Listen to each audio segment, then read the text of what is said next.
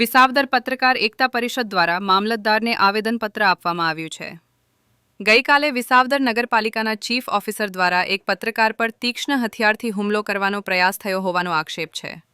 પત્રકારને ખોટી રીતે દબાવવા અને ધમકાવવાની કોશિશ સામે પત્રકાર સંઘમાં ભારે રોષ જોવા મળ્યો. આ મામલે ન્યાય અને કડક કાર્યવાહી માટે મામલતદારને લેખિત રજૂઆત કરવામાં આવી. પત્રકાર એકતા પરિષદ વિસાવદર દ્વારા આજે મામલતદાર સાહેબશ્રીને એક આવેદનપત્ર આપવામાં આવ્યું.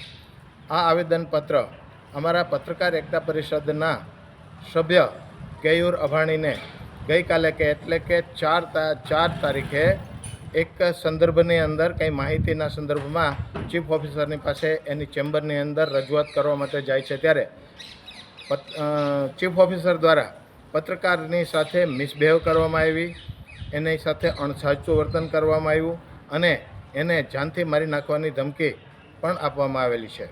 આ સંદર્ભમાં પત્રકાર એસોસિએશન દ્વારા મામલતદાર સાહેબને આવેદનપત્ર આપવામાં આવ્યું છે.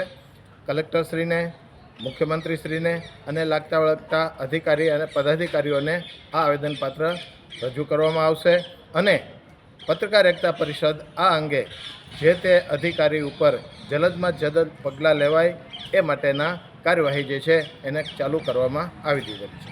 અસ્તુ.